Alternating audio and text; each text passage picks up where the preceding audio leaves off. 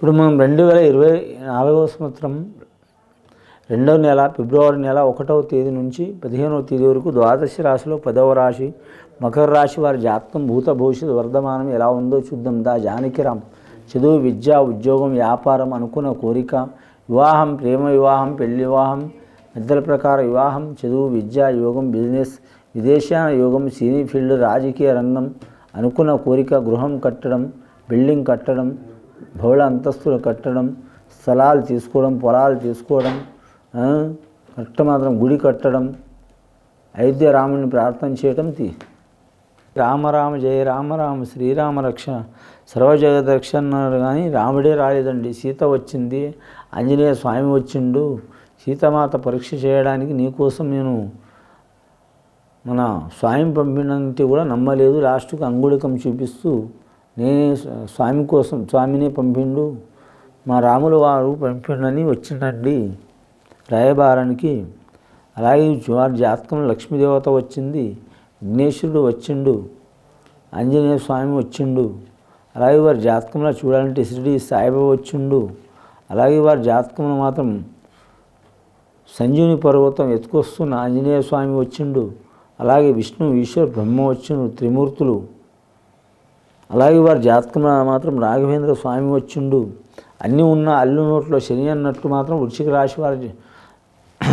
రాశి వారితో వీరికి నష్టం వచ్చే అవకాశం ఉందండి. మకర రాశి వారికి ఎల్నాటి శని ప్రభావం ఉందండి, కంటక శని ఉందండి. ఈ కంటక శని ఉన్నందువలన వీరు ఎవరితోనైనా విరోధాలు వస్తూనే ఉంటాయండి. వీరు ఇంట్లో కూర్చున్నా కూడా మాత్రం ఏదైనా ఒక గొడవ వస్తూనే ఉంటుందండి. బయట పోయినా కూడా గొడవ వస్తూనే ఉంటుంది. ఆదాయం 11, ఖర్చు 7 రూపాయలు, లాభమయ్యేది 4 రూపాయలు, సాయం చేసేది 7, కానీ మాత్రం ఏడ్చేది కూడా 7. మిత్రస్థానం తక్కువ ఉంటుంది, శత్రుస్థానం ఎక్కువ ఉంటుంది.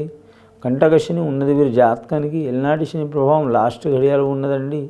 శని పోయేటప్పుడు ముఖ్యంగా 7.5 సంవత్సరాలు, 2.5 సంవత్సరాలు పొంగుతుంది, 2 సంవత్సరాలు కుంగుతుంది, 2.5 సంవత్సరాలు మొంగు పెడుతుందండి. వీరికి వ్యవహార విషయంలో చాలా వరకు మాత్రం రుణ చిక్కులు ఉంటాయి. కొత్త వాహనాలు తీసుకోవడం, కొత్త స్థలం తీసుకోవడం, కొత్త వ్యాపారం చేయడం, కొత్త నిర్మించాలనుకోవడం, అనుకోని ఆశలు కలిగిస్తే శనీశ్వరుడు. కానీ శని మిక్కిలి పరిస్థితిలో ఉంది. కానీ మకర రాశి వారికి ఒక విశేషమైన యోగం ఉందండి. మకర సంక్రమణంలోనే వీరికి అయ్యప్ప స్వామి యోగ బలం ఉంది కాబట్టి మకర రాశి వారికి ఎంత శని ఉన్నా కానీ మొండి పట్టుదల చాలా ఉంటుంది. అందులో ధనిష్ట నక్షత్రం వారికి శుభయోగం ఉంటుంది, హరిహర పుత్రుడు శుభయోగం ఉంటుంది. అలాగే శ్రావణ నక్షత్రం వారికి శ్రీ వెంకటేశ్వర స్వామి అనుగ్రహంతో పుట్టిన నక్షత్రం అది. అసొంటి శ్రీవారు పుట్టిన నక్షత్రం శ్రావణ నక్షత్రం. వారికి కూడా ఎంత శని ఉన్నా కానీ మాత్రం ధైర్యం చాలా ఉంటుంది, ఆలోచన శక్తి చాలా ఉంటుంది. కుబేరుడుకు కొన్ని వేల రాసులు, లక్షల కోట్ల రాసులు అప్పు ఉన్నా కూడా మాత్రం భయపడకుండా ఉన్నాడు. తీర్చాలంటే 1 నిమిషం కాదు కానీ మనం భూమండలం ఉండదు కాబట్టి అలాగే అప్పు ఉంచుకుంటున్నాయినా. అలాగే ఉత్తరాషాఢ నక్షత్రం ఉన్న వారికి కూడా మాత్రం కలిసి వచ్చే అవకాశాలు ఉన్నాయి.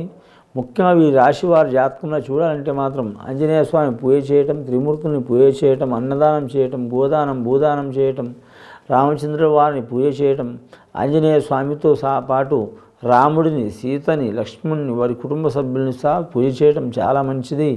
అలాగే వీరి జాతకంలో చూడాలంటే మాత్రం ముఖ్యంగా మాత్రం యజ్ఞ యాగాదులు చేయటం, సద్బ్రాహ్మణులను సత్కరించడం.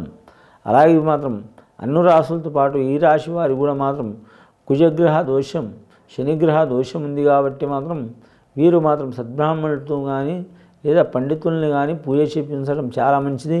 గృహం ప్రక్షాళన అంటే గృహంలో మాత్రం జపం, హోమం, దానం చేయించడం చాలా మంచిది. అన్నదానం చాలా మిక్కిలి శ్రేయదాయకం. అలాగే మాత్రం జీవరాశుల్లో మాత్రం గోవుల్ని మాత్రం ఆదరించడం మంచిది. వ్యవసాయదారులకు మాత్రం 2 పంటలు లభించవండి, ఇతరత పంట లభించే అవకాశం ఉంది. అలాగే వ్యవసాయదారులకు మాత్రం వరి పంట కంటే ఏరే పంట కలిసి వచ్చే అవకాశం ఉంది. పండ్ల తోటదారు వారికి మాత్రం తిరుగు ఉండదు. పండ్ల తోట వ్యాపారం చేసేవారు మాత్రం తిరుగు ఉండదు. పండ్లు అంటే చాలా రకాలు ఉంటాయండి. రేగి పండ్లు ఉంటాయి, జామ పండ్లు ఉంటాయి, టమాటా పండు ఉంటుంది, యాపిల్ పండు ఉంటుంది, ద్రాక్ష పండ్లు ఉంటాయి, సపోటా పండ్లు ఉంటాయి. అన్ని రకాల పండ్లలో కూడా వీరికి కలిసి వచ్చే అవకాశం ఉంటుంది. వీరి జాతకంలో చూడాలంటే కూరగాయలు కూడా కలిసి వచ్చే అవకాశం ఉంటుంది. వీరి జాతకంలో ముఖ్యంగా వాతానికి సంబంధించిన కూరగాయలు కలిసి వచ్చే అవకాశం ఉంది. మేషానికి అంటే సర్ది జలుబు అయ్యే కూరగాయలు చేసేవారికి నష్టం వచ్చే అవకాశం ఉంది. అలాగే కఫం అంటే గొంతులో మంట పెట్టడం, ఆ కూరగాయలు చేసేవారికి లాభం వచ్చే యోగం ఉంది. అలాగే వీరి జాతకంలో చూడాలంటే మాత్రం ఆకుకూరల వారికి మాత్రం తిరుగు ఉండదు. అని మాత్రం ముఖ్యంగా మాత్రం